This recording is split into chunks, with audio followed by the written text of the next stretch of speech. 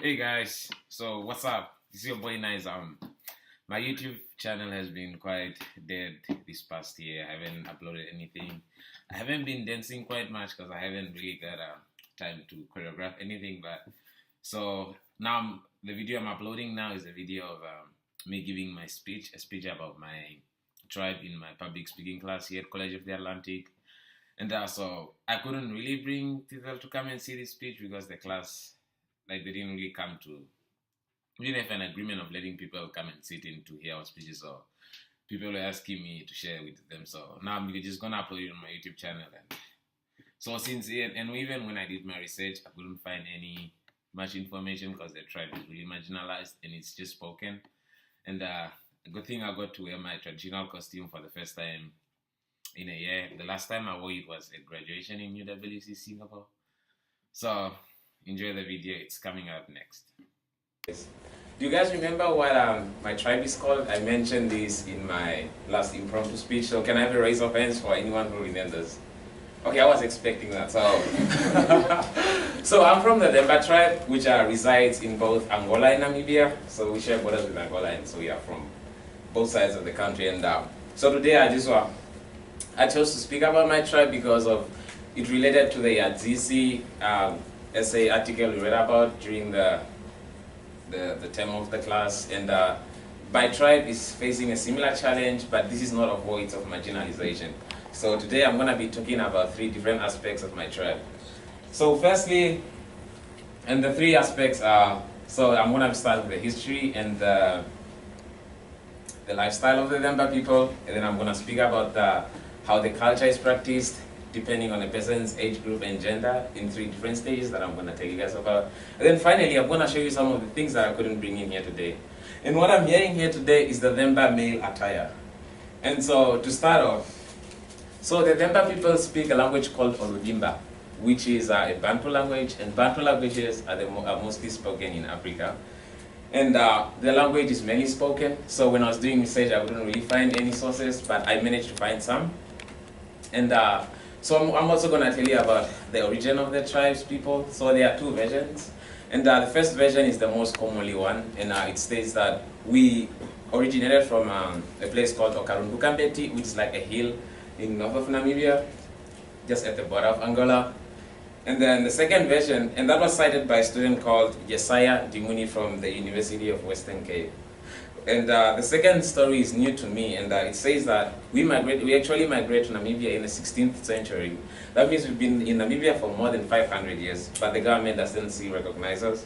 And so this was cited in the paper by Chisato Yamashini from the University of Kyoto. And I also did some research on the populations of the Zemba people, and reciting in both Angola and Namibia. And according to the Ethnologue of World Languages, their 2011 data showed that there were like 30,000 people in total in both Angola and Namibia.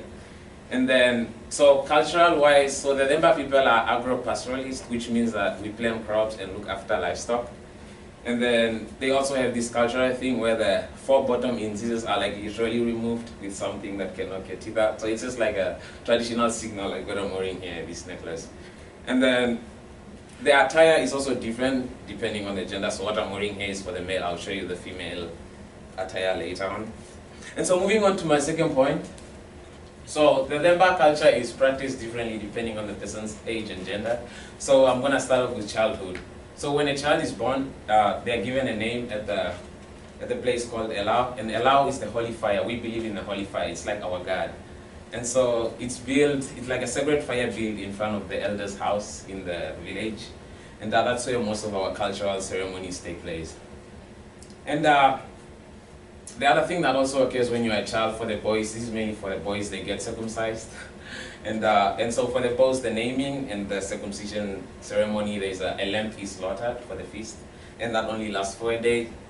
And then when you move into teenagehood, this is the most important stage for the girls, because when they reach puberty, a ceremony is like hosted where they are like prepared for marriage. And this is mainly just for the girls, and these last 3 days, which is longer than the other 2 ceremonies that I've mentioned before. And then the third thing that happens when you're in adulthood, the boys are also ready, like, let me say the men. The men are ready to get married, so they have accumulated enough wealth to pay lobola. And lobola is what you pay to your bride's family when you want to marry her. And so now, I'm going to move on to my third point, which is photos of the tools and some of the materials that we use in my tribe. So firstly, as I was saying, this is the attire for the Zemba females, and that's for the kids as well. So it's a little bit different. So the kids and the men wear only 2 cloths back and front, and then the ladies have more than 2 cloths in the back and the front. And then they have like these beautiful bracelets, some around their legs, as you can see in the last picture that side.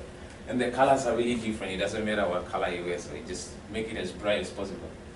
And then, well, the next slide is just showing you some tools that we use. So in this slide, the house structure that you can see there that looks like a hat, it's called ochindi. That's where we store our grains, which is called mahangu, and the grain is used for porridge. And the second image just below it is a plate showing the grain when it's pounded and ready to be used for porridge. And then the third picture shows a lady who is from another tribe called the Himba. They are closely related to us, but it's 2 different tribes. And so the thing that she's holding is called a hollow. That's where you use to milk that's where the milk goes when you're milking the cow. And then the second one is a filter, just to filter all the hair and poop from the crowds when you're milking. And then the third one is a calabash, which is where you store the milk to ferment it. And then so today I've spoken about 3 things about the Zemba tribe. So I started with the history, and then I went on to the lifestyle of the Zemba people, and I also talked about how the culture is practiced depending on the age and gender. And finally I showed you some beautiful pictures of the materials and tools that we use. And so in conclusion, I just want to tell you guys we should preserve our cultures so we can share them with our future generations. Thank you.